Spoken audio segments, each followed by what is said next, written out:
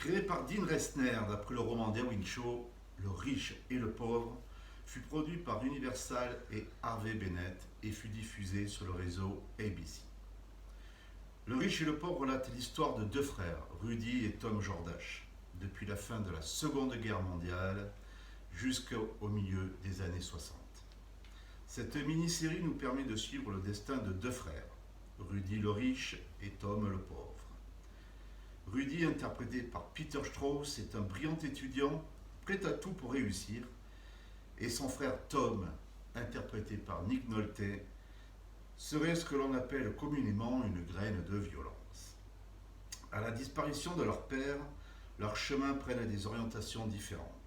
Rudy débute son ascension sociale dans le monde des affaires et de la politique. Parallèlement, Tom prend le chemin de l'exil et accumule les déboires.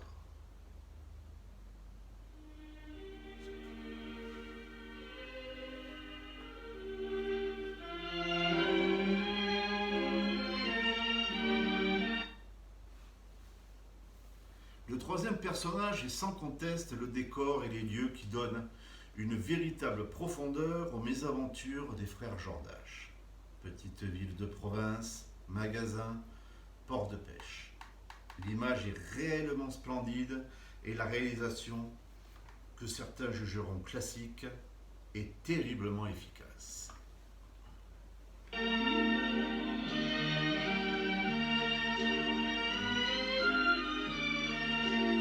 Le caractère attachant des personnages n'est pas la moindre des qualités de ce moment de grâce pour tous ces comédiens. Dès le premier épisode, le public se prend d'affection pour le personnage de Tom Jordache. Nick Nolte incarne à la perfection ce frère mi-tigre sauvage, mi-nounours attachant. Nolte est étonnant de vérité et nous livre une prestation magnifique.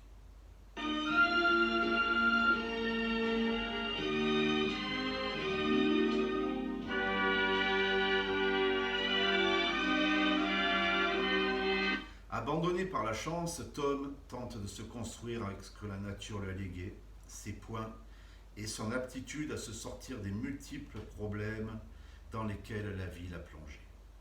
Reprenant le thème de l'errance, le riche et le pauvre succèdent dignement aux fugitifs.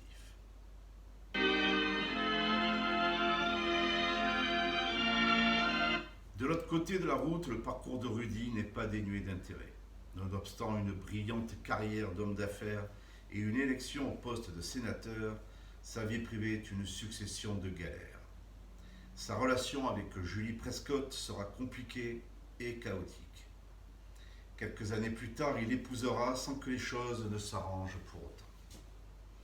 Certes, Rudy est un nouveau riche, mais il est passé de la pauvreté à la richesse en seulement quelques années.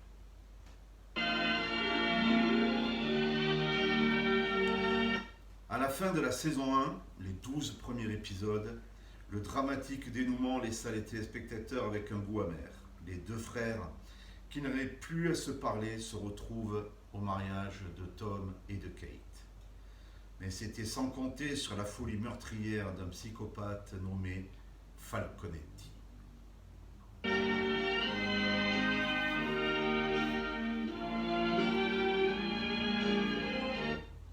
Au début de la saison 2, en réalité le volume 2 du roman d'Erwin Shaw, Rudy, devenu riche et habitant une résidence à Washington, prend sous son aile son neveu Wesley, le fils de Tom, et son beau-fils, le fils de Julie, Billy Abbott.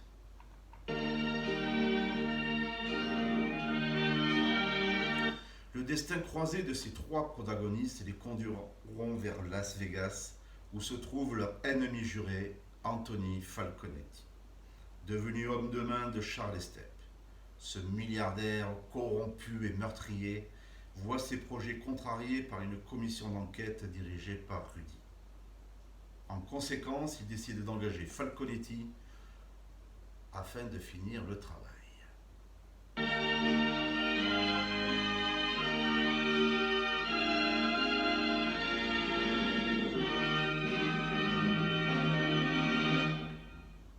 Le riche et le pauvre est sans conteste une série sur le bien et le mal.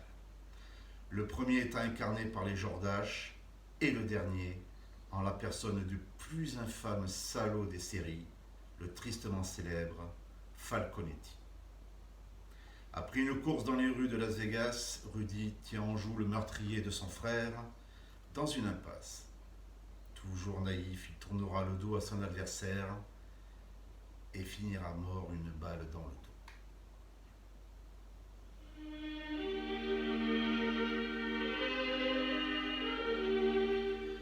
Le destin dramatique et tragique des frères Jordache est une allégorie de l'avenir des États-Unis? Point d'interrogation. La réponse appartient à Erwin Shaw, le créateur de l'histoire. Le fait que la vérité éclate alors que le cadavre de Rudy gît sur le bitume de Las Vegas conclut la série de la plus violente et limpide des manières.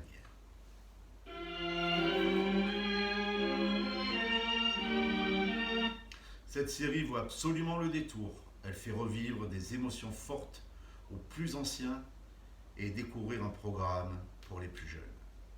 Elle fut récompensée par 4 Emmy Awards et 4 Golden Globes, preuve de ses immenses qualités. Cette série fait partie incontestablement des 100 séries du siècle.